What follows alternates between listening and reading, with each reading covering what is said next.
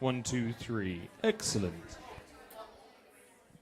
Why do we have a long video? Oh, they gave us that for the. That's why. For the tripping hazard. Well, that was kind of it. Oh, they're fine there. Oh, yeah.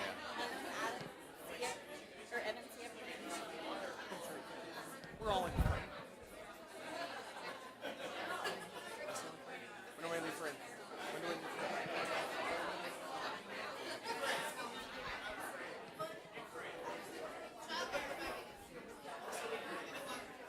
Gotcha. Tight window.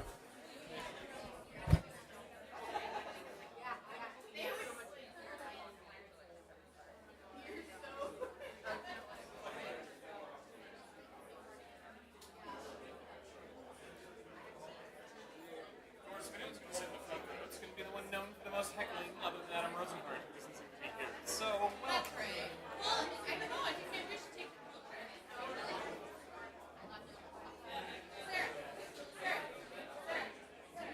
Take the picture. No.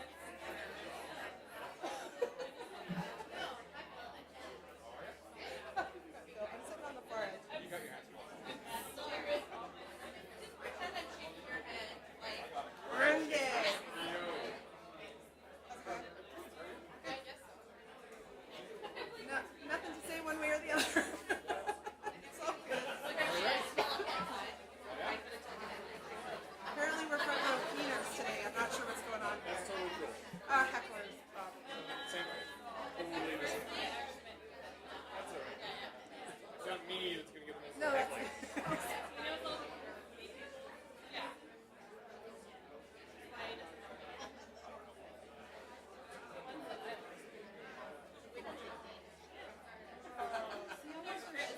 It always has now.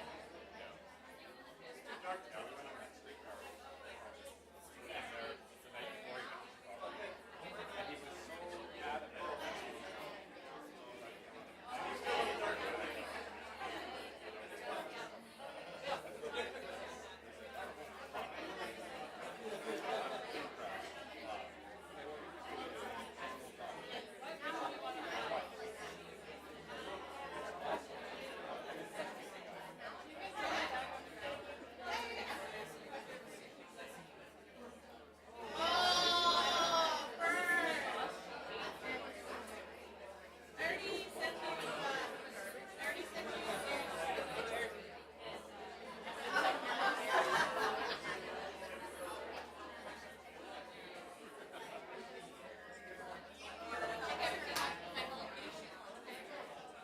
Why didn't you?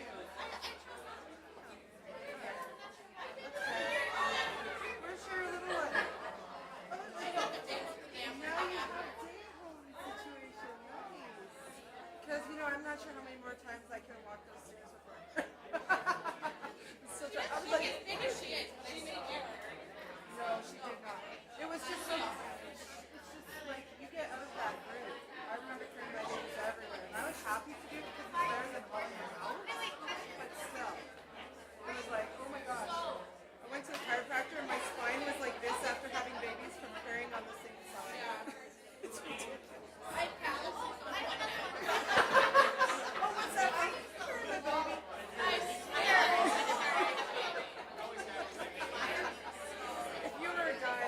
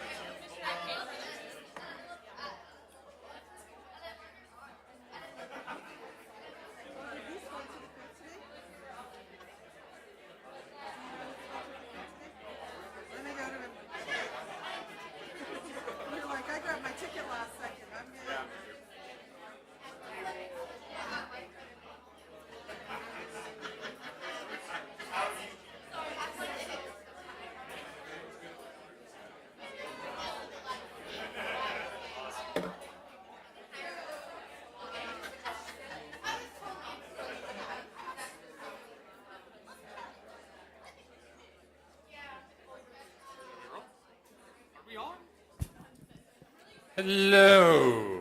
Ooh, this is hot. That's awesome. This is great. Welcome, ladies and gentlemen. I tend to project, so you might want to drop me down a little. Welcome, ladies and gentlemen, to Social Media Breakfast number 21. Everyone, yeah, let's hear a cheer for Social Media Breakfast 21. Welcome to all of you here. Welcome to all of you watching at home and around the world. Everyone turn and wave at the mic because you're waving to the world as we are being live streamed, thanks to Evan standing there in the back. That everyone turn around and wave. I wasn't talking to the people on the live stream. I made everyone here turn and wave to the microphone. There we go. Welcome to Social Media Breakfast. Who has been here before? Who has not been here before? Excellent. Who doesn't speak English? All right, just checking my margin of error. Social Media Breakfast, as those of you who have been here know, is a way to connect various individuals in the social media community and people who have never been in the social media community and people who are experts in the social media community to talk about all things, surprisingly, social media. Who here is on Twitter? Who here isn't on Twitter? Hey, no, excellent, awesome, even our panelists. So like I said, this is for all levels, all skills. This is just about interest in social media. The official wording is SMBYEG is a place for social media aficionados and beginners to discuss effective practices, past experiences, and new techniques. So that is what we will be doing today.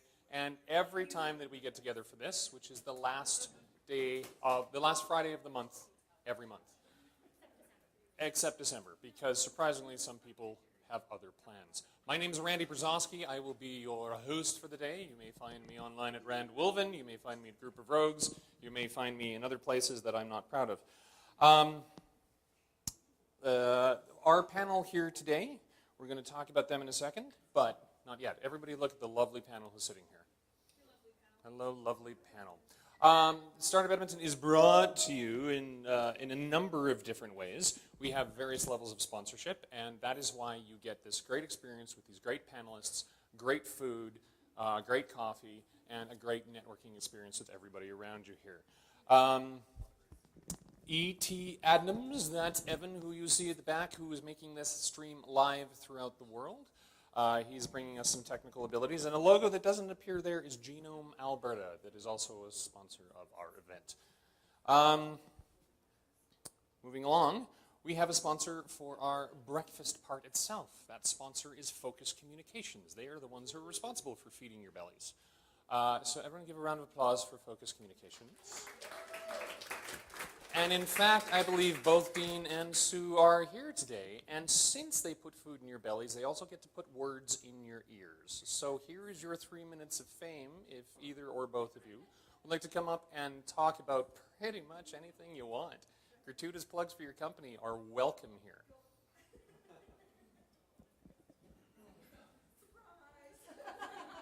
Ladies and gentlemen, a round of applause for the inimitable Dean Human.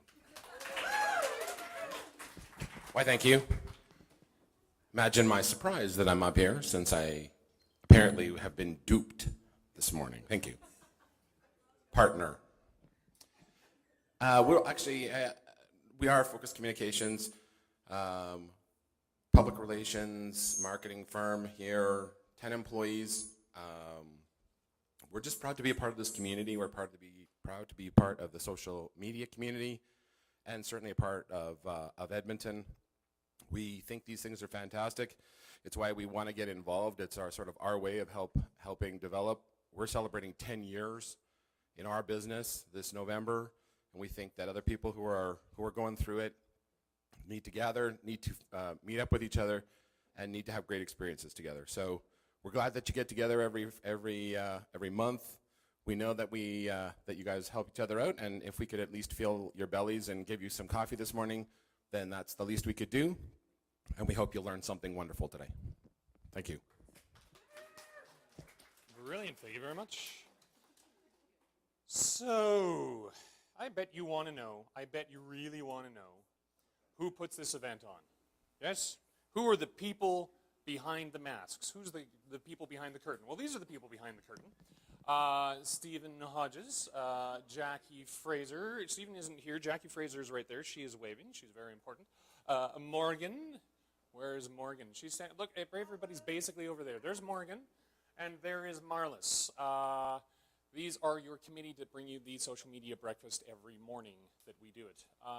And I believe Morgan will have something very important to say to you at the end. So once we are done the panel discussion, don't go away, because there is another very big social media event happening this month. Next month.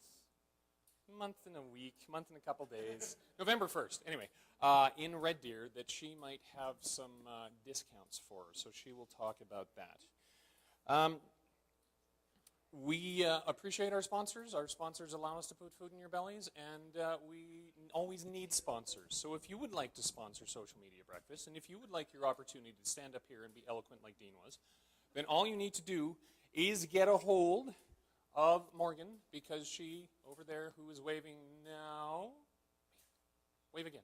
And that is exactly how you get a hold of her, at Morgs Live. She is the one that will connect you and allow you your opportunity to speak for fame and fortune. Also, we also need speakers as time goes on. And if you would like to speak at one of these events and share your knowledge, if you have a theme, an idea, even if you just have requests for things you'd really like to see at Social Media Breakfast, and you get a hold of Jackie as she coordinates all of our speakers. And that's how you get a hold of Jackie, either at Savage Tyner or just at the SMBYEG account. So let's just do a quick little roll call, a digital roll call. If you were here and you were talking about SMBYEG, please use the SMBYEG hashtag. And just to test that out, and so anyone who's here can track the other people who are here, just hashtag SMBYEG and say hi, howdy, present, whatever you say, to let yourself know, or let other people know that you're here. And if you don't have a phone, that's fine. Those of you who are up here, we'll get to you later.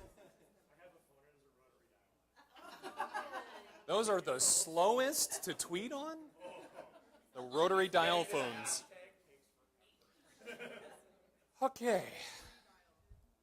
So, and to put in your calendars right now, the next Social Media Breakfast will be the next final Friday of the month. The next final Friday of a month is October 26th. It will again be here. The event, the speaker is a surprise, mostly because no one's told me who it is. But keep following the SMBYEG account and the SMBYEG hashtag, and you will discover who that is in plenty of time for the event. And as you've noticed, our events tend to sell out quickly, but they also, when possible, we release some more tickets. So when you start seeing the SMBYEG hashtag come up, get in there quickly. And if you go there and it's sold out, don't be alarmed. Just keep checking, and we usually release some more tickets. So, one of the SMBYEG idea is not just new and local to us. It is actually international, I believe. It started in the States and is extended all over Canada, all over the States. Calgary is sort of our sister organization. They're doing one.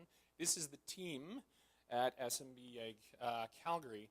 They do great stuff. They are great Twitter people to follow. They do it on different days. So you could actually do ours and then go flying down and do theirs if you can't get enough social media. And this is the team that puts together theirs. Also great people to follow. They're the third Friday.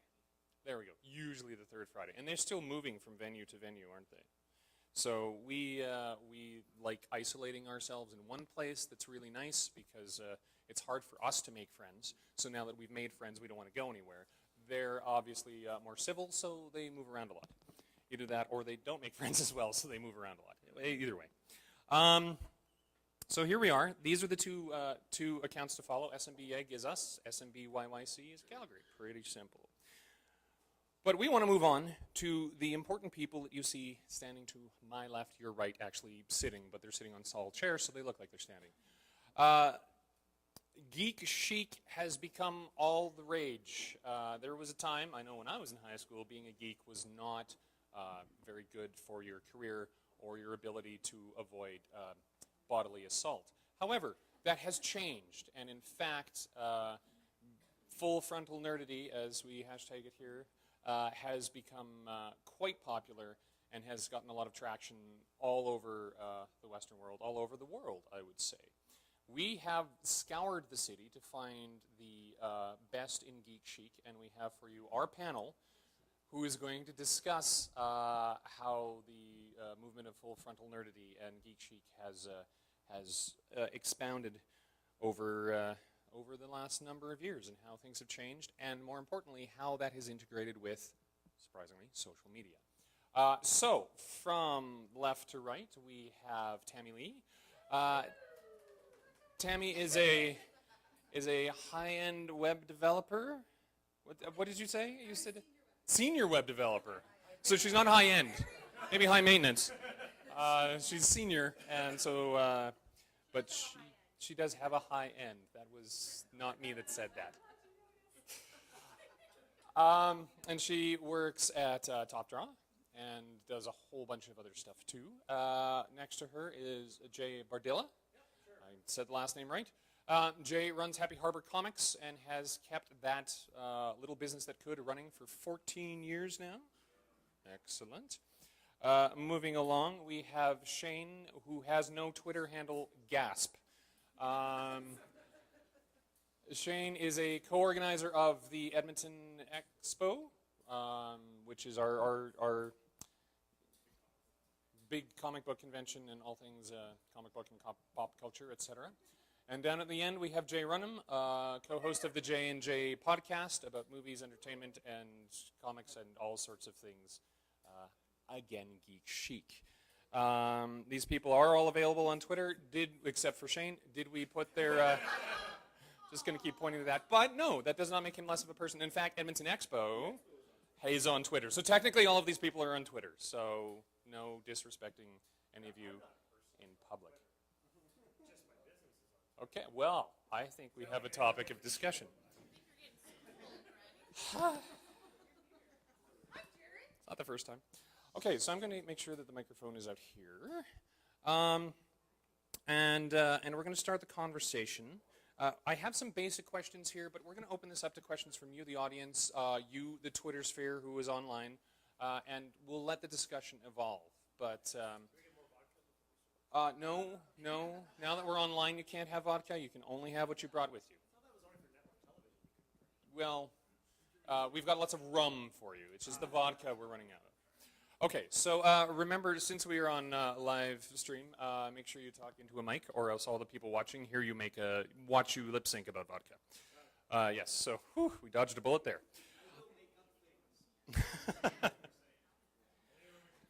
So, as I said, geek chic has become quite popular, and there is definitely a geek class and culture and community.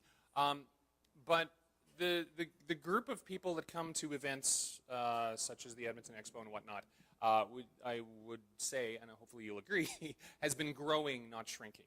So there have been new people getting involved. Would you say that social media is a big part of getting new people involved in the realm of the geek?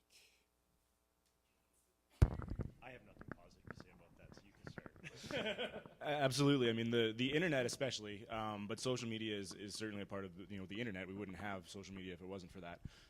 But the internet has kind of made it, to put it in the forefront for everybody where they see that it's cool. For years, it was, us comic book geeks were getting thrown into lockers in high school, and, it just wasn't cool to read comic books.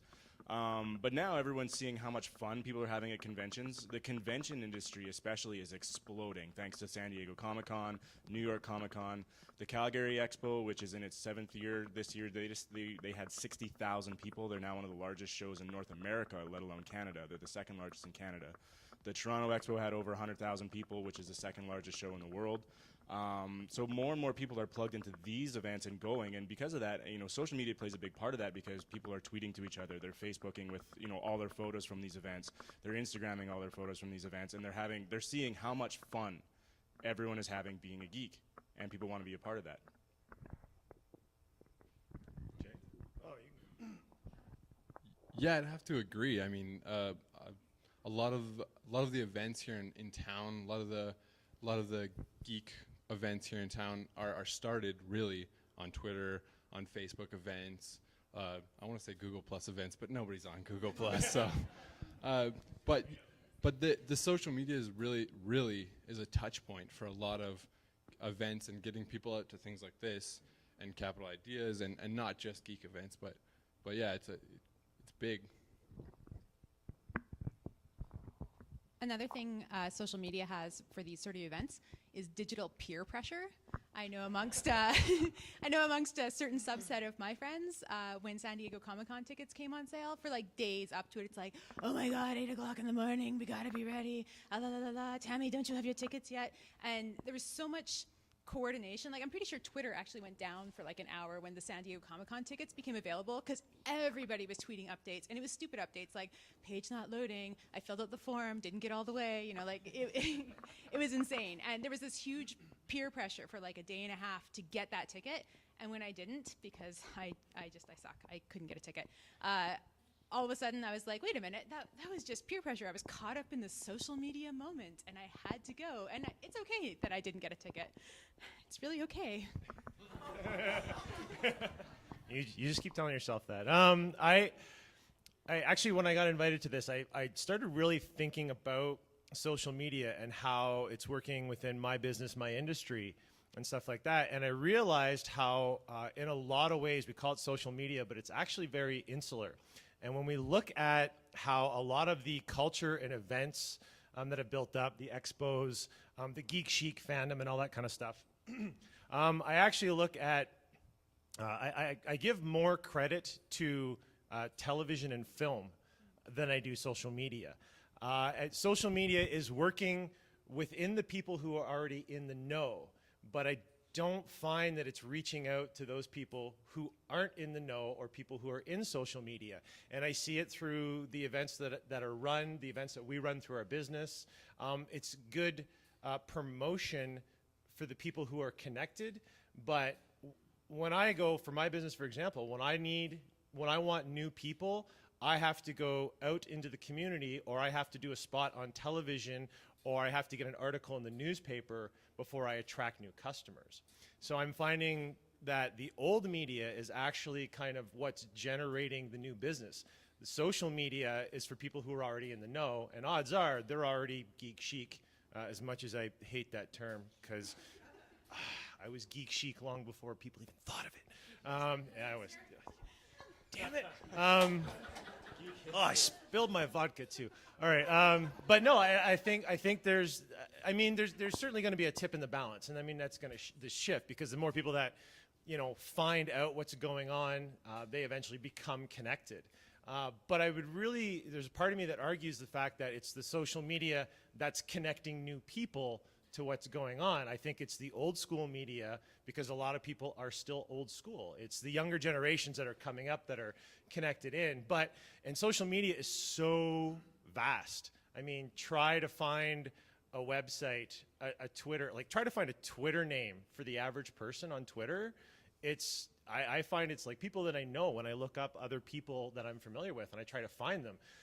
You don't get the search result you're looking for right away. You get 15 or 20 other people that may or may not be related. I mean, there's still a lot of kinks to be worked out in the system.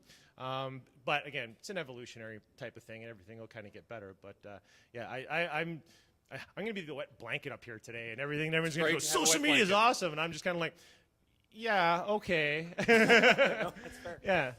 Jay is gonna pounce, and he's gonna. I've even got an example that includes Jay in the example. I would put out that you're maybe you need to be putting out a little bit more connections, or talking to people. Maybe you're not following the right people on Twitter. Maybe you know.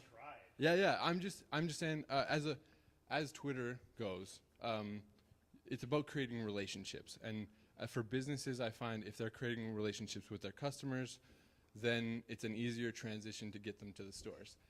Example being, I connected to you through Twitter. That's one of the main reasons we met. Later on, you found out I was really excited to go see a movie here and a movie there, and how many times have I been to your store to come talk to you, or to come talk about movies, or so I would say that maybe creating more relationships via Twitter. It's how you use the tool, not how the tool works. Maybe. Excellent. Hang on. No, because you two could talk all day, and we can't allow that. and So maybe I'm going we to, will. I'm going to Maybe we evolve will. the question. Also, FYI, if anyone out in the audience has a question, wave your hand visibly, because I'm like Evan's doing right now, and we will get to you. But I have a question first. Yes. that this is sort of speaking to. When, for instance, for me, I didn't go to last year's con in Calgary, and I thought, well, it sounds interesting, and it might be neat, and I know some people who are going. And then thanks to Facebook and seeing all the pictures of all of my friends with all of these really cool people and hearing all of these stories in social media, I discovered what I had missed, and I know I am going to go to the next one. Does social media in this genre, and this applies to genres that are beyond just full frontal nerdity, this applies to any sort of business and any sort of relationship. I'd just like everyone to say their 2 cents about the speed of social media. You can talk to people really fast, but how long does it take to get traction? For instance, in my example, that traction is taking a year. I missed the event, but thanks to social media, I'm really interested in the next one. You connected with each other, but it wasn't for months until you started getting a real relationship. So let's talk about the speed of traction of social media. I'm going to put out 2 examples. For me, like before there was an Edmonton Expo, there was an Edmonton Collectible Toy and Comic Show, which ran for a decade. Thank you. Because most people don't know what it is. And that was one thing that I struggled with. But one of the things that I found when I started it is that word of mouth was the most important way to push yourself and market yourself. And when I started that a decade ago, there was no Twitter. There was no Facebook. There was none of that stuff. So to be able to see how... What's that? Right. But to see how quickly you can use those tools to grow things, word of mouth now isn't, me. There's an event coming up. It's word of mouth is using social media. It's really social media's become the new term for word of mouth. And to see the power of different events and stuff like that, like now that the Edmonton Collectible Toy and Comic Show has been merged with Calgary into the Calgary Expo, within a month we have generated more social media followers since we announced the expo than I was able to generate in 10 years of doing the Edmonton Collectible Toy and Comic Show. So, I mean, the social media power that Calgary has already had in what they've built has allowed us to explode into Edmonton with their branding already. So, I mean, there's certainly really powerful tools that way. But in fairness, it took Calgary 7 years to develop that following as well. So, in 7 years, Calgary went from 3,000 people at their first show to 60,000 people, whereas we've been holding steady at about 4,000 people for the last 5 years. But if you brought in the entire cast of Star Trek, you would have drawn 60,000 people too. and I don't have that kind of money. Yeah. It's interesting you should mention missing an event. I found social media is my way to make sure I go to the next event. If I miss something, I immediately go to their website, check out if they have a Twitter tag or something like that, or if it's on Eventbrite or something, I'll add that to my let me know if this happens again sort of thing. Because in a year, I'm going to forget. I can't even remember what happened last week, let alone a year from now. So if I follow their Twitter, chances are as the event starts coming up, I'll start seeing alerts about it. And then, I'm not one of those, oh my God, I'm going to miss something on Twitter. It's like whenever I dip into the stream, if I happen to see something, wonderful, right? So if an event starts really pumping itself up, I'm going to need a week lead up to the event to make sure that I catch a tweet, right? But that's how social media has helped me with my geekery, attending geeky things, is follow the Twitter. I'll catch it next time. But just like you said. The guy who does a podcast is reaching for the mic again. Yeah, well, and one of the things that you're talking about, not missing events, you don't necessarily even have to be at the events to join in as well with social media. A lot of the Twitter and a lot of the fun things I like doing with Twitter is we've started live tweeting movies with J&J with the podcast. We just random nights we'll be like, hey, you know what? We're watching Top Gun tonight. Who wants to talk Top Gun? Because everybody's seen Top Gun, and it's just a simple way to create events that aren't huge, or if you can't make it to those huge events, to still be a part of it and say, hey, my buddy who's there, here's the hashtag, right, that you're using. Well, I can follow along with that hashtag and follow along with the Calgary Expo hashtag or the the Edmonton Expo hashtag and see what's going on, even though I can't be there. So that's really cool too. Does your question still have relevance? Yes, you're raising your hand. I'm bringing the mic to you, though, and you know this is important, so that everybody in internet land can hear this question. Hi, I'm Evan. I read comic books. Don't clap yet, because I read them all on here, and that's what my question's about. That's fine. You'll come around. Yeah, well, I have a whole bunch. I have a whole bunch in paper too. But like all print industry kind of based things, have you noticed a difference? And like with people reading things more digitally and not coming into the shop, and if so, how do you pivot with that? Essentially. I guess this is directed at me. Well, yeah, but I mean, but it's interesting because cons are getting bigger and bigger. Yep. But people are reading less and less paper in theory. Yep. So we're told.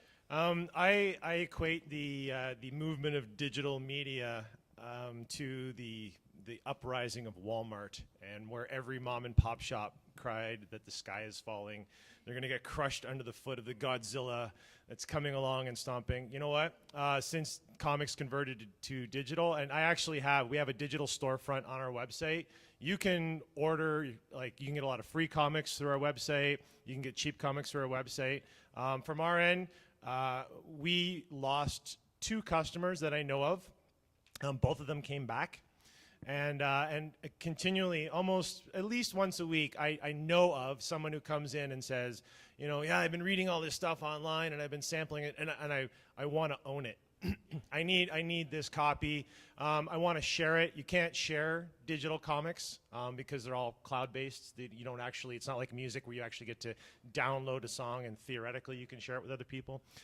So it's pretty good. We've actually gained more traction with digital, which is fine because it's like everything else. If you have a specific niche and you service the industry properly, you will survive and you will thrive. Regardless of whatever antiquated product you are selling, there's always going to be a market for that. And what I usually tell a lot of people too is, yay for capitalism, because people like to own crap. And with print copies, you own stuff, and you get to put it on your shelf and have people come to your home and say, look at all the stuff I own. Don't I own a lot of stuff? It's awesome. It's fantastic. And I think a lot of that's going to keep me in business for a very long time, so I'm quite happy about that. Further to that, I review comic books with sequentialtart.com, and I started doing that 12 years ago. And back then, if you were going to review a comic, you had to wait for the creator to mail the comic to the editor would mail it out to the reviewer, and then you would read it, and then you would type everything out and put it into our online system. So it usually took several weeks to get a comic to you, and your lead time for reviews were months. You had to make sure you had months before a comic came out. I stopped doing reviews for about 8 or 9 years, and I just got back into it again this year. Everything's digital. Image gave me an FTP password, so I can just log in and see what's coming out from Image in the next couple weeks, right? And review anything I want. I got access to hundreds of comics. I bought an iPad. I'm back on comics that way. And it's exactly what Jay was saying, except I don't buy floppies, generally speaking. Jay knows I buy one floppy, Marceline and the Scream Queens. Oh my God, such a good comic. But what I do is I'll read these individual floppy issues as a reviewer, and then I go in and I buy the big trade paperback or graphic novel. I mean, my Hellboy collection is several $100s, and it takes up one little square in my shelving unit. So yeah, I don't think digital comics are going to replace regular comics, and I do think, however, that the speed with which digital comics allows for review turnarounds is a good thing. I'm going to be really quick. I'm old school. I had a Marvel digital subscription for a year. I used it. I liked it, but I don't want to sit in bed with my laptop or an iPad. I want to sit in bed with a comic book. That's how I end my day every day. That's my half hour to relax to myself, is sitting in bed with a comic book. And I just, and I'm sure there's a lot of old school people like me too who are going to keep things going. So.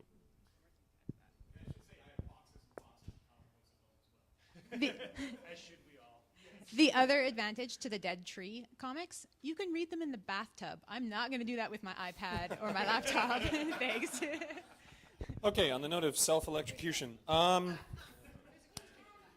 a question in the back? We have a question in the back? Okay, good, because I didn't want to move on to my next question. I didn't know how to segue, so here's a better way.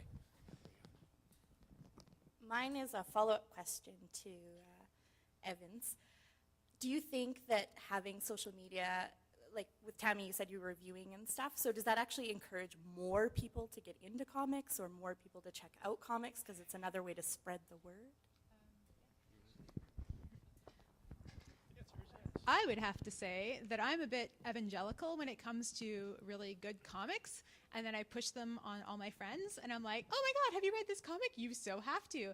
And then I go to Tumblr, and then I go to Tumblr and I look for GIFs, and then I retweet those GIFs, and I say, hey, have you seen this? You should totally watch it. So yes, social media, if I get a good product, social media is wonderful. I pump it out to everyone.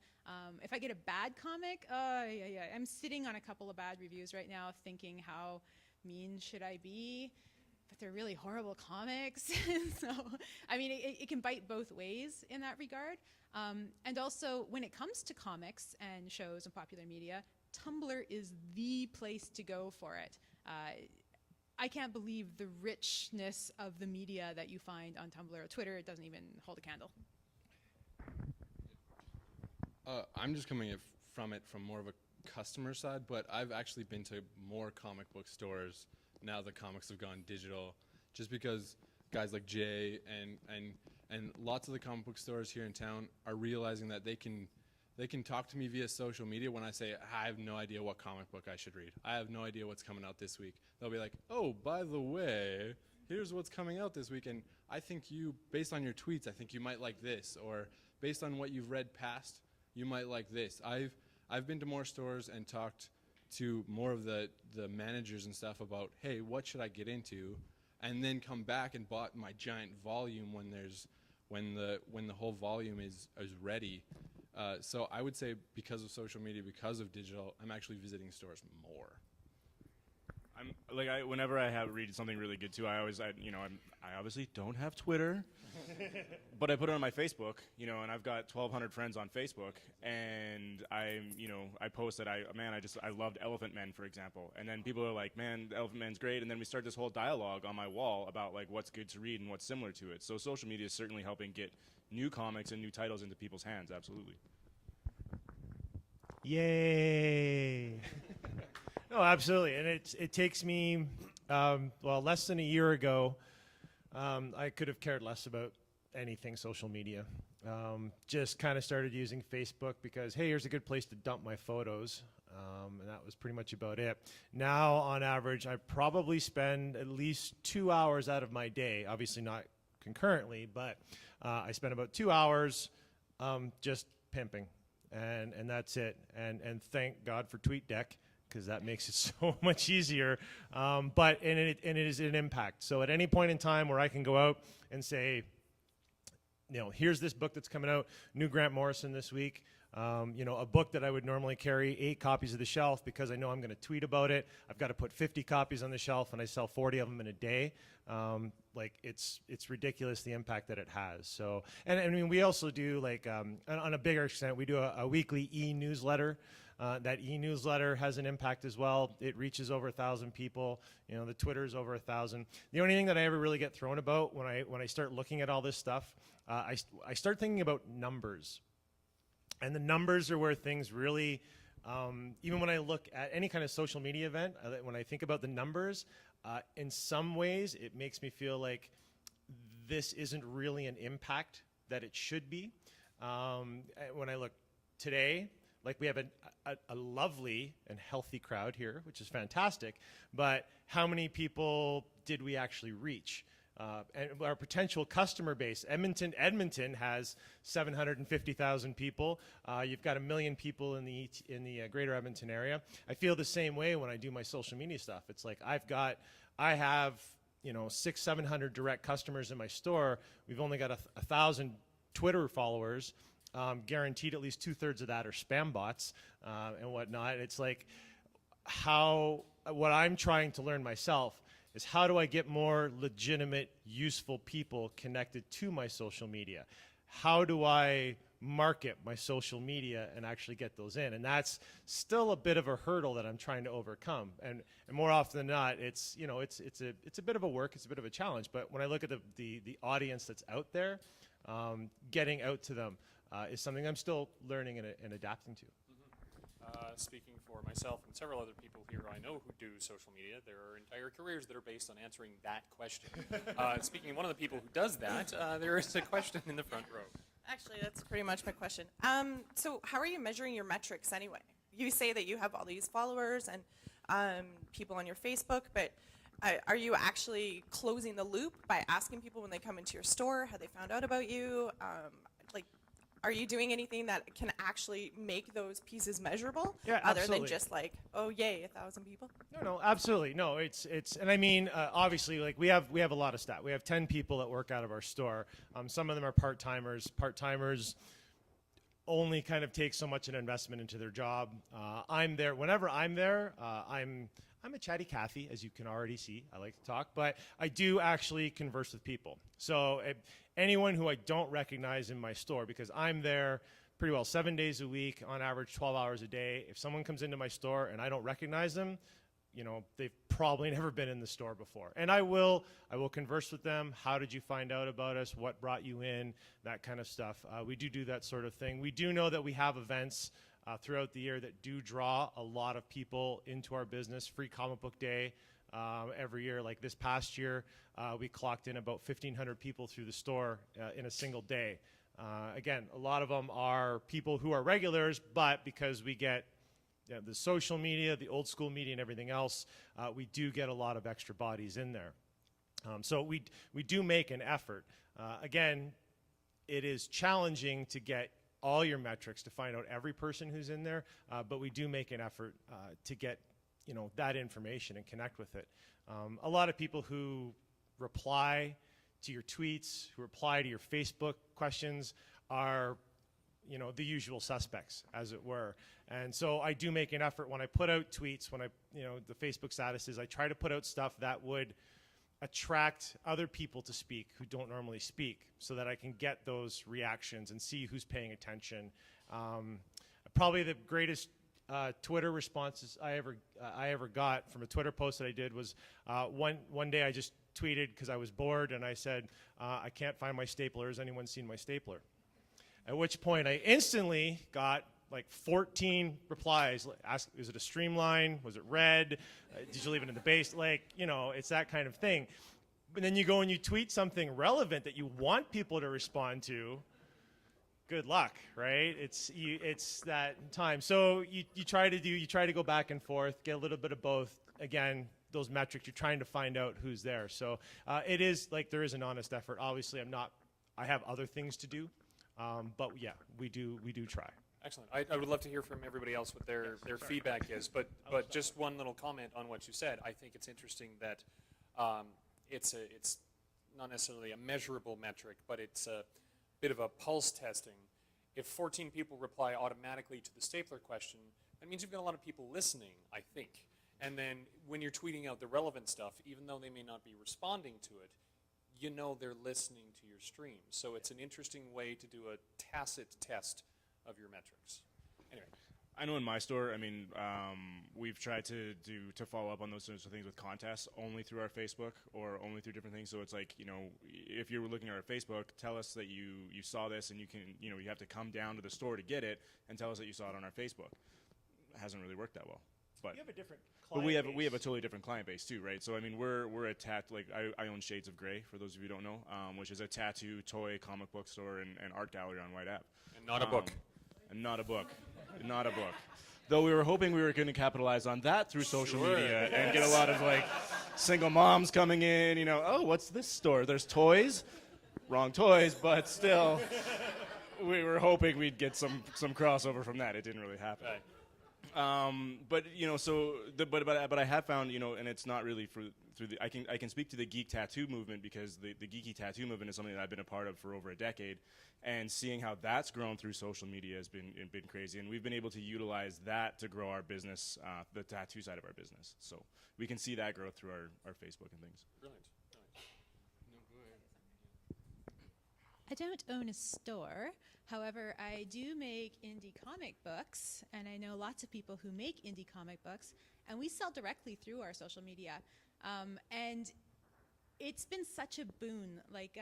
12 years ago when I started making my own comic books, it was really difficult to get customers. Like, it was, like I said, all word of mouth. I had to go to conventions in the States, get people to know who we were. We had to have a website, la, la, la.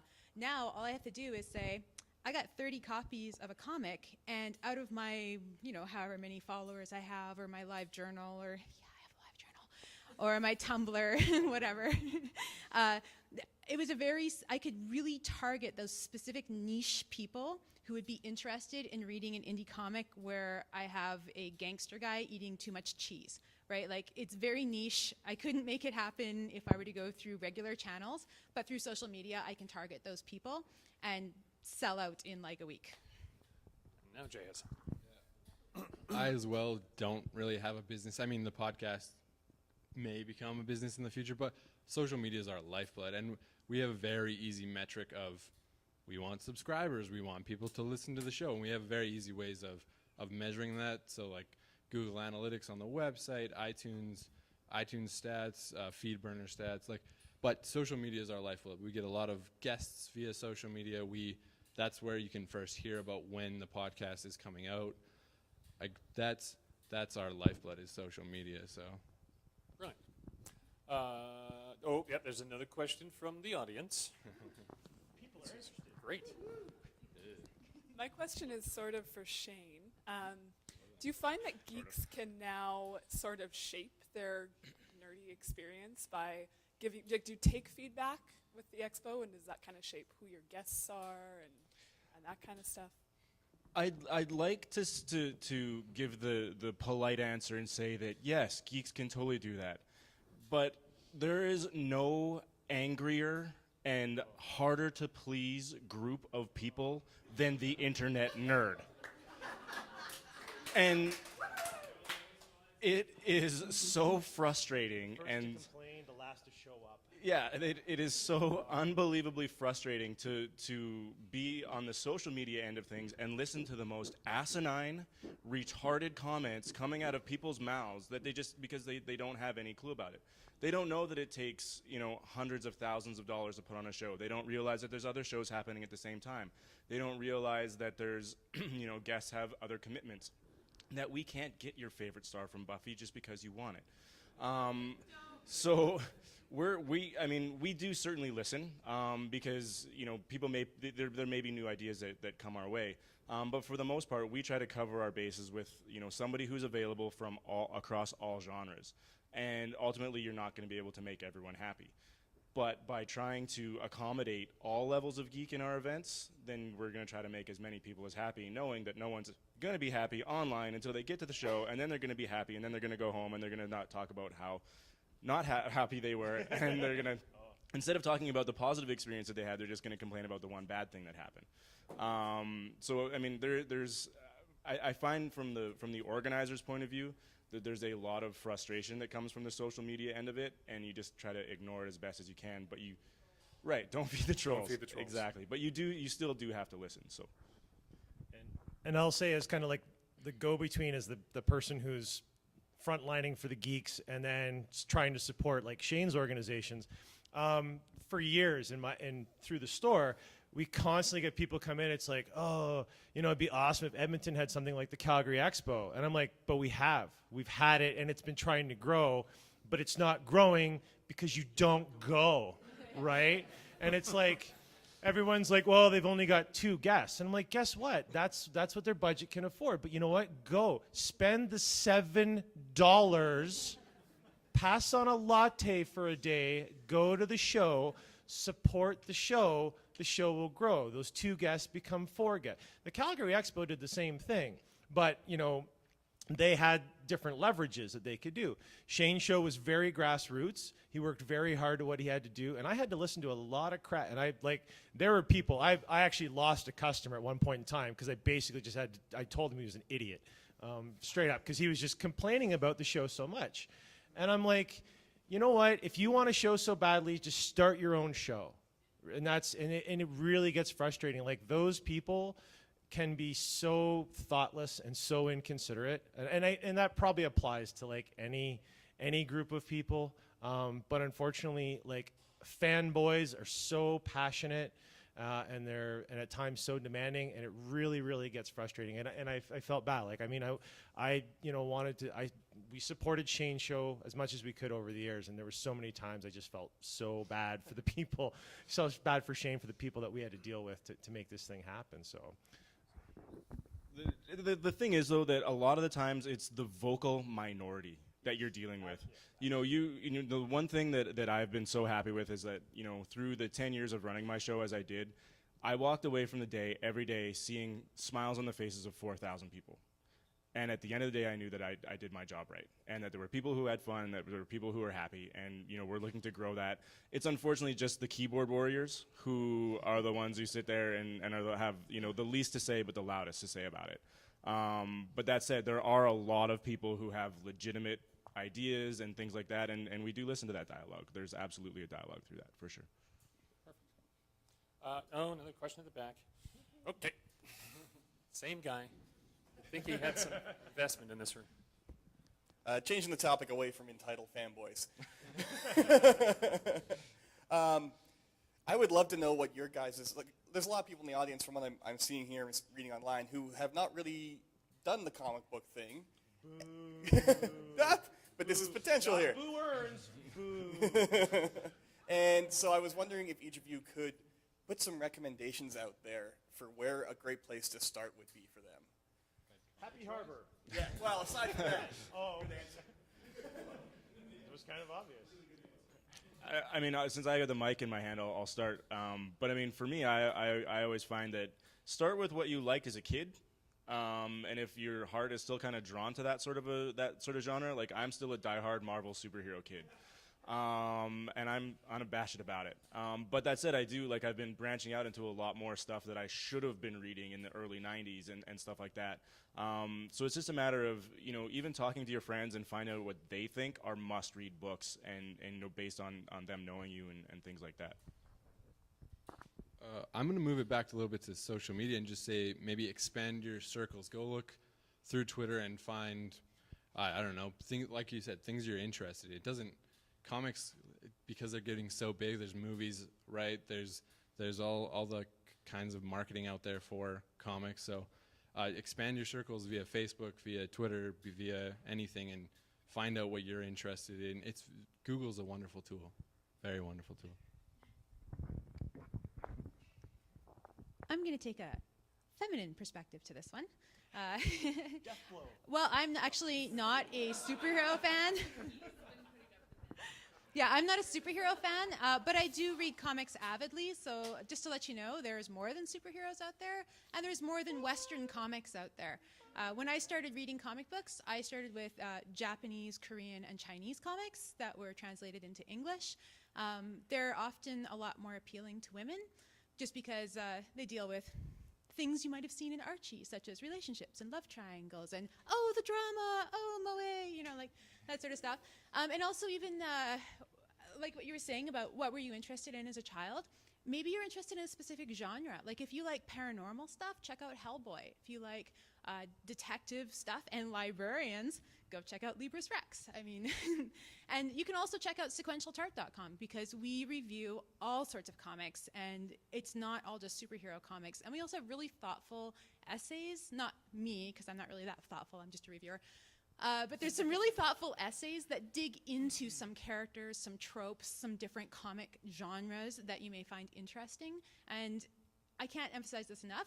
Get on Tumblr and follow every single person who seems to have interesting gift sets or a good sense of humor or are a creator. I follow on Twitter and Tumblr probably about 75 comics creators directly.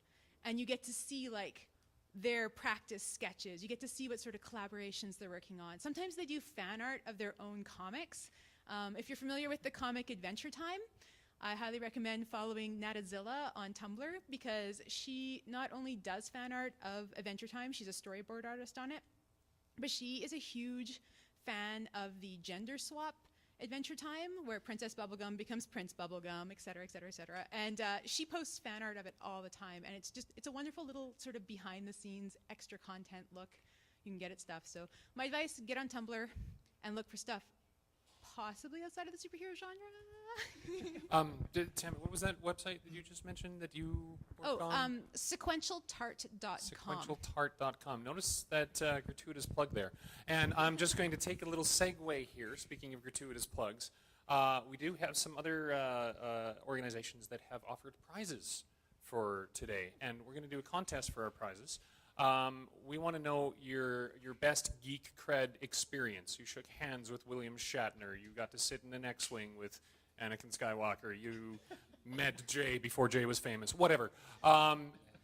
Tweet that, but with a slightly altered hashtag, SMBYEG, whatever you've done, and then our guest judge, Dana Di Tommaso, will see which are the top 3 geek cred experiences that you've had. And we have some gifts to give away for that. The prizes include, Marlis, what are the prizes? She became a game show host all of a sudden. We have coffee. We have from Credo. We have spa from Studio J Urban Spa. And we have a grand prize today, a grand prize for the first prize for the geekiest experience is a $25 gift certificate from Lit Wine Bar. That'll get you half a glass of bourbon. That'll get you almost one of their nicest scotches. Yes, so your best geek cred experience, SMBYEG EXP, and we will. Dana will rate them, and then we will give those prizes out at the end of the day. Do we have other questions from the floor? Because I have a question. Sorry? Prizes are open to the live cast too. So yes, you people at home can also tweet that. But then you have to come here in the next 5 minutes to pick it up. I'm kidding. Mostly. Some people have said, and I only say this because it's in my notes, but I've encountered a slight bit of this, that some of the genres of geekdom are rather siloed. Would you, at least that's what's in my notes, would you agree that they are or they aren't, that they have been or they haven't? Battlestar Galactica geeks don't like comic geeks don't like Star Trek versus Star Wars, this sort of thing, various silos. Would you argue either yes or no that there are these silos in existence, and if social media has been breaking them down, or how we could break them down? I think social media has taken the start, like I keep saying, it's kind of the touch point to breaking those silos down. Prime example, like absolute prime example. Back in May when Avengers came out, we at J&J, the podcast that I do, like I'm gonna plug now. I'm plugging. You've got the mic. Yeah, we talked to a bunch of the individual comic book shops and said, hey, Avengers is a pretty big movie for you guys, pretty big movie for us. What do you guys think of all coming onto the show? We thought, oh, they're all going to say no, we'll get one guest maybe. Like, we'll bring Jay on, he'll come for sure. And then we ended up getting 3 comic book stores, which has not really happened in Edmonton before. Yeah, exactly. So just from being on Twitter and saying, hey, you guys, are you interested in doing this? They all went, yeah, why not? Like, well, let's do it. So it's starting that dialogue, starting that communication, and moving from there to break down those silos, in my opinion. I've long been bi-fi. My sci-fi swings both ways. I'm well known for my involvement in the Star Wars world, but I love Star Trek and everything like that. But it's amazing the amount of people in the past. Like, I even had a guy one time who's like, so, like, what happens if you meet a Star Trek fan? I'm like, I say hello. What? It's like when you meet anybody else, what do? You strike up a conversation. Hey, what's going on? But it's amazing that the people who think that those stereotypes exist, and they do, because I'm gonna get hit by Jay, but I hate DC with a passion, and I know that Jay's really big on the DC, but that's also part of what makes the nerddom experience fun, because we have those passions that we are passionate about, and social media has allowed people to be able to talk about that even more. So yes, it breaks it down, but it also makes it more inclusive, because people can have like Twitter wars or like Facebook conversations and different things like that about what, how this is better than the other or whatever. Sometimes people take it a little too far. because geeks are geeks. But I think it has kind of really opened it up for people to be like, okay, well, people are making a good, valid point for this argument through social media. Maybe I should check it out and see what that's about. But I still won't do the New 52. And sadly, I have to read Marvel as a job hazard. But yeah, there are clearly there are silos. I mean, it's speaking as the guy behind the counter. Oh my God, are there silos? Like, and when I go out, I do one of the things I do every Friday. I'm at a school typically, talking to kids about how comics are made, and I find that the majority of younger kids, especially all the boys won't admit that they read comics, even though they do, and the girls only admit to reading manga, and as soon as you go and you say, I'm here to talk about comics, and they go, oh, we don't read comics, we read manga. I'm like, okay, well, guess what? You're actually reading comics. It's so siloed a lot of times. But you take a civil approach. I think if social media has done anything, it is taking the social awkwardness away from a lot of the stereotypical nerds. It's allowed people to improve their ability to converse with other people who don't share. Shane and I could sit down and talk, about why Green Arrow is a better archer than Hawkeye, and we can do it fairly civilly for a while. But I mean, back in the day, like, fanboys are fanboys, and it would just be that all the negative stereotypes that you had, and I think those stereotypes have eroded. Everyone is still very passionate and can still be very siloed, but now we can be more civil about it. And of course, obviously, the uprising of conventions has again brought everyone together. When you put Green Arrow and Hawkeye in the same room, then all of a sudden it's like, hey, we both shoot arrows, it's all cool, right? And and you can move on from there.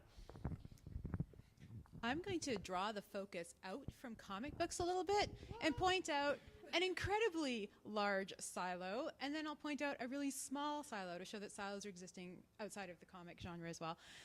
The biggest silo right now for geeks is Twilight, right? Like, you either love it or you hate it, and the people who hate it are very, very vocal about hating it. And there's a lot of talk about how because it's something for girls, is that where a lot of the hatred comes from? I don't know, but it's an enormous silo that I've seen, and no amount of social media seems to help break that down. Like, once you've made up your mind about it, there's just no shifting, period. It's just that polarizing. And a smaller one, which I thought you might find interesting, is Sherlock Holmes.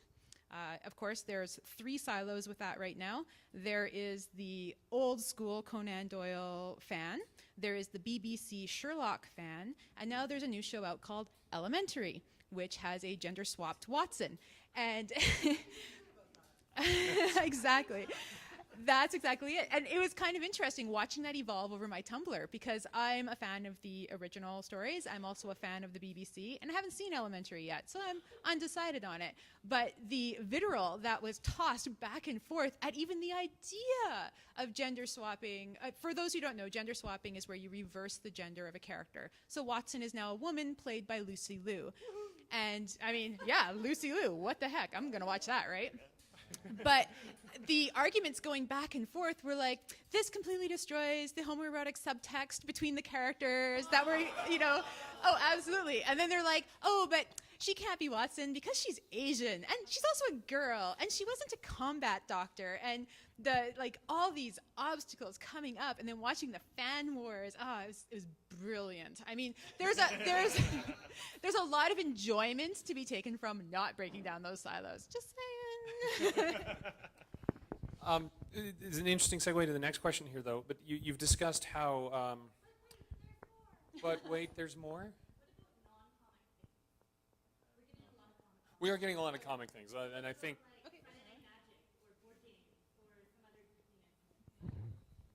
Oh, silos in there. Oh yeah, D&D, Dungeons and Dragons, great example. I had a gentleman come into the store yesterday, and he was looking for D&D books, and we're primarily a comic store. I don't carry a lot of gaming product, but recently they just Wizard of the Coast just re-released Advanced Dungeons and Dragons, which is technically 2nd edition. They released them in these new deluxe versions and matching covers and all this old school artwork. And this guy came in and he's like, no, only 3rd edition. And I'm like, really? Like just within that realm of a D&D geek, a gaming geek, he's like, nope, can't do 2nd edition, only 3rd. 3rd is like they fall in lines right like that. Board game geeks, I don't really see that quite so much. Like people who play board games, honestly, I find they will try anything.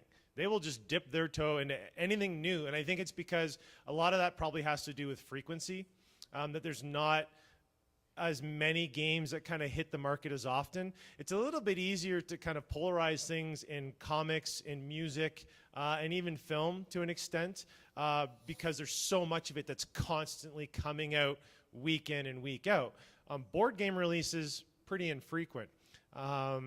Magic the Gathering, another kind of subgenre. I mean, most people who get into that, they don't do anything else purely for financial reasons because they spend so much money on Magic cards all the time, they can't do other stuff. But I find that kids who grow up playing certain card games like Pokemon or Yu-Gi-Oh! Eventually kind of graduate to Magic, and Magic users eventually kind of graduate to other things as well. So there's... so everything does tend to kind of move along. They do tend to, and there's not as much hatred I found through those particular genres. But like I said, I attribute probably more of it just to the massive product that gets released. So. Like I love comic books, and I've been a comic collector for 20 years, but I'm a toy collector. Straight up, I'm into toys, and it's amazing the difference between the vintage collector mindset and the modern collector mindset. And I'm straight up vintage, and the vintage guys look at the modern collectors like they're all just shoppers. That's all they're all. They're mindless consumers going to Walmart and rebuilding a Walmart end cap full of Marvel toys or Star Wars toys or whatever in their house. It's like shooting fish in a barrel. There's no challenge to it, but they all look at the vintage guys as vintage snobs because they can't appreciate what they're into. And to be honest, I don't know if the social media aspect has actually done anything to help make that an easier, make it so breaking those barriers down. I think it's actually made it worse. Those are interesting tools too because Which tools? Sorry? Kijiji and eBay. Kijiji and eBay, just for those of you at home. They're great ways for people to Kijiji's a great way to get a deal. eBay is a great way to find something that you're looking for. eBay has completely opened up the market. When, in 1997 was when vintage Star Wars collecting was at its absolute peak of prices and probably demand. And it was before eBay really took off. So, if you wanted to buy, say, a skiff, you had to wait till your local store got one, or you had to go through Toy Shop, and you'd be spending, $1,000 on a box one. With the proliferation of eBay, you're realizing how common things are. So now you can get one, if you spent $1,000 on one in 1997, you can get one for $200 now. So that, and eBay has really opened the market and kind of challenged people's investments and made a lot of things, even perceived rarity, a lot more accessible. Would you say it's devalued it, or is it just kind of? I think it's leveled the market as opposed to devalued it. It's just made it more accessible because like that toy wasn't released in Canada. So if you wanted it, you had to go to the States in order to get it. But it's also led to a rise of people collecting really rare things. Because for me, I'm not just happy with a toy anymore. Now I need the sculpt for that toy, or I need the original painting for the packaging for that toy. And that's where networking, especially through it's not really social media, but online networking, really comes into play to meet the right people to put those items in your hands. You talk about leveling the playing field, like leveling. Twitter is a great job at doing that. Like I said earlier, our podcast is kind of fueled on Twitter. It kind of runs off Twitter, and that's where we get a lot of our guests. For example, the episode that we're coming out with today, we got in touch via Twitter with the director and writer of Looper, Ryan Johnson, and just said, hey, any chance? So we're breaking down that silo of celebrity, I guess, versus consumer versus regular average tweeter, and he's going to be on our podcast. Today we're going to have a major motion picture director talking to an Edmonton podcast about their movie. So that's breaking down those kind of silos as well. So social media is great for that stuff. on the topic of breaking down celebrity, as I said, I follow quite a few creators, and you can have perfectly normal conversations with these people, and same with actors, directors, all that sort of stuff. I would just like to humble brag for a moment here, but 7 of 9 retweeted one of my tweets and favorited it. So, I mean, that's, what? What's your name, like Jerry something? Jerry Ryan. Thank you, Jerry Ryan.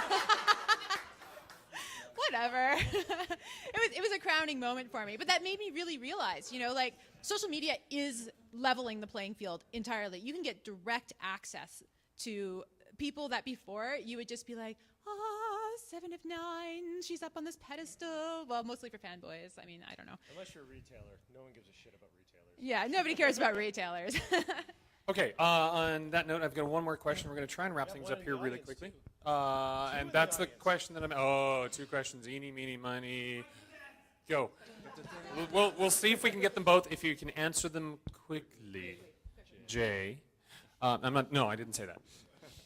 It sounds like everybody is extremely involved in their community, and that's great. I'm just curious, how much time do you spend, and how do you tune in? Do you use a tool to sort of segregate the people that you tune into, like Hootsuite, so you don't have a home feed that's a lot of kind of nothing, or do you really tune in that much that you're engaging in that many people, and how much time does that take? My Twitter feed, I used to have a cap of 50. And I would cycle through, and people would say, follow me, and I'd follow them. I gave everyone 2 weeks. If you said nothing of relevance within those 2 weeks, or if you were tweeting less than once a day and saying nothing of relevance, then I dropped you. Because there was no point in loading up my follow feed with things that just I couldn't connect with. Accidentally, I hit 69 followers. And I can't seem to really kind of break that number, because that's just the male caveman in me can't let that go. It's too funny. It's really, I just spend, I skim. My ex-wife used to make fun of me because I used to get all my news off the CNN ticker line, but I thought it was brilliant. I'm like, headline, I could get everything quick, and that's why I like Twitter. I can read it quick. And if I'm interested, I can follow through. If it doesn't catch my interest, I have a piece of information that would give me enough to start a dialogue with an individual. And I can hammer through a lot of stuff. So yeah, I actually do tend to clog up and follow through and just read everything. How much time a day? As much as I need. I sell comic books. I don't have a real job, so it doesn't really take a lot of time. So. I'm similar to Jay, but not quite the same. I have my feed of just like 350-esque people that I kind of rotate through. But I also really, really like to use, Twitter has this lists that they use, and I create lists like crazy, and I'll make lists for certain events and take them off and go find other people's lists and make lists inside of TweetDeck and stuff like that too, or follow. Hashtags are huge for me as well. I love making hashtags, and I love following hashtags. So SMBYEG, I put that up on my TweetDeck yesterday and started following along with the conversation beforehand. And I find, kind of separating out. You don't need to follow, in my opinion, you don't need to follow 5 million people to hear what everybody's saying. You can follow 10 people that you're really excited about, and then, set up those lists of, well, here's all the sports people, or here's all the Edmonton media people that I want to talk to, and you can go through and kind of, silo is a bad word, right? But you can set up those different genres, I guess, of things going on in town or out of town. I don't have Twitter, again. So I don't follow anyone on Twitter, but I do, all of my businesses are tied into this community. So I spend pretty much all of my day at some point working on either the convention, my store, upcoming books, various, other events that I've got going on. So I'm always connected somehow, just through various social media aspects. I don't really do what either of these guys do. My social media is more than just Twitter. I'm also on Tumblr and Pinterest and LiveJournal. I'm still counting that. And I'm kind of everywhere for different things. And what I find is true of any social media that I use is the cream will rise to the top. If it's something important, if it's something people are really excited about, it'll be mentioned more than once. And quite often people will include me in an app because they think it's something I'll find interesting. I am, however, a senior web developer, so I'm on a computer about 16 hours a day. So, you know, I'm always kind of just one eye on my Twitter feed, just seeing what's going on. Lists are incredibly useful. And just, I don't know, I follow interesting people who have interesting things to say. So anytime I want to dip into there, there'll be something interesting. And if I miss something, whatever, I miss something. It's not a big deal. All right, last question of the day. Better make it good, no pressure. Oh, Jerry. Sorry, Jerry. Jerry Ryan's here. I wish. So you guys are all talking about geeky things that you can buy and sell and like show off. How do you have any advice for making geeky things cool that you maybe aren't a product, like a social justice or environmental justice campaign? Like, how do you make that cool? Simple, small question. See? Well, obviously, I just attended the 3-speaker series last night at Grant MacEwan, where they had 3 designers talking about doing smart and interesting design. I would say that's your first stop. Make sure that your awareness campaign or whatever is smart and interesting. And when I say smart, I mean, give it a little twist. Like the example they used were the Diamond Shreddies commercials. Remember when those came out? Dear God, that was awesome. It was so brilliant. And if you could get something like that makes it very retweetable, or makes it so people are like, oh my God, have you seen, how many commercials have I seen from other countries because they've been that interesting, right? Like, what was the one? I think there was one in France where it was somebody having sex with an enormous scorpion, and it's like, shouldn't you use protection or something like that, but in French. And I was like, whoa, that's arresting, and really got my attention, and I reblogged the heck out of that. I think for the topics of social justice and things like that, you have to be really, really careful, especially with your social media version of it, is that you're not cramming it down people's throats. I've been involved in many different, either animal rights campaigns or other political campaigns. Like I was a part of the early Tibet movement stuff here in 15 years ago, and that's a really important thing. You really have to make it engaging enough and interesting enough to get the information out there without hammering it. And unfortunately, with activism comes a lot of passion, and people get really passionate about it. And it's like, if you're not listening to me right now, you're not involved in this. But so you really have to find that temperament of getting your point across, making it interesting, making people care. And therein lies a challenge. And again, like you said, careers are built on doing that. So I mean, I don't know if that's something that we can really answer right away, but just don't hammer it down people's throats is my. Yeah, I can agree with that. And having something that's not I do a podcast. It's not really a tangible come down to our store and pick up a CD. Do people buy CDs? But I found especially with Twitter, especially with even Tumblr a little bit, is it's creating that relationship. So when anybody ever tweets anything about, hey, I really like that J&J episode, or did you guys hear about the YEG geeks that were on the Avengers podcast? I really try hard to, within 4 or 5 hours, to make sure that I've said, like, thank you very much. Like, thank you for talking about us. Or start up a dialogue where, well, what did you think about the Avengers? Or did you think Jay was full of crap when he was on the episode? Like, because I like making fun of Jay. But yeah, that relationship and building those relationships, it can be harder with bigger campaigns, because I have worked on bigger campaigns before, but people will react better to positive and reinforced relationships. I deal with artists mostly, so you want to talk about people who are tough to get motivated and actually speak out. Yeah, they don't. It's it's really challenging. So most of I have no successful or useful information to provide for you for that. No, I don't. I've tried a bunch of different things, a bunch of different ways. I've tried hooks, I've tried incentives, I've tried things. I just think that the demographic that I function within doesn't allow for a lot of success with that sort of thing that I've learned. And I'll qualify that with just from what I've learned. But I keep trying, and that's all I do. Something doesn't work, I don't try it again. Just quick, having put together several comic book anthologies and working with artists, which is like herding cats, the most effective thing I found is guilt. If you can guilt them, they'll produce. So social media, it's all about motivation, genuineness, and guilt.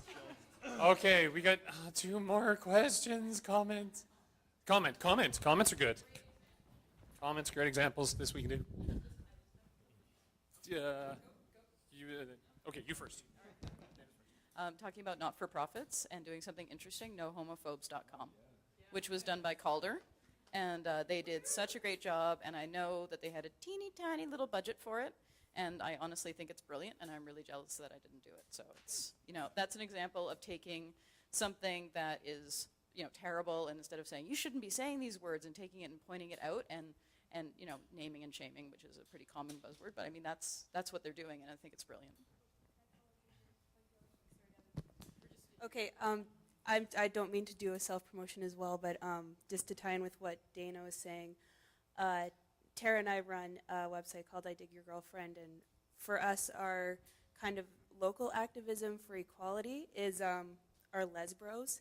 So it's more of an ally, like we don't want to be like, equality, equality, fight homophobia. We're like, hey, yo, you like equality, you support us? You want to be a lesbro? I don't care like what your gender is, if you're a boy or girl or anyone who identifies, you know what, you guys know what I mean, like positive, it's fun.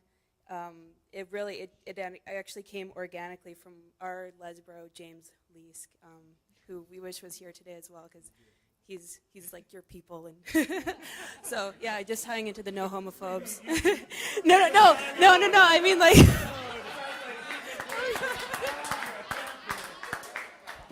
I'm glad that your people like our people. Yeah, thank you very much. Okay, one more. It's been a pleasure to entertain your people for the day. We'll be performing later this week at the Hard Rock Cafe. Okay, I just wanted to say, make it, the word remarkable, make it remarkable.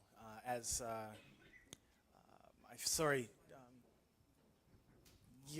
what your name on the left?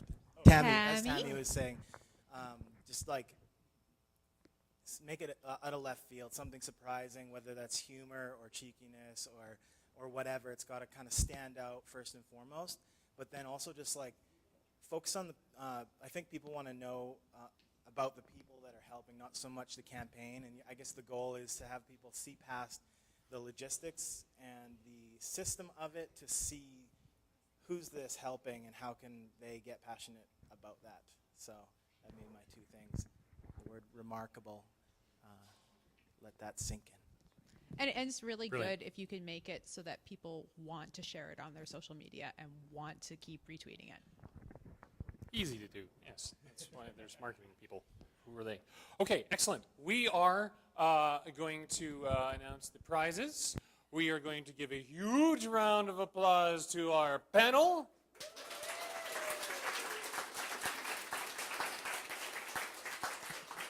And then for those of you who don't have to rush screaming off, we're going to do the introduction round, which is where you get to say who you are and introduce yourself to everybody in the room and everybody in the world. But first, we need the prizes.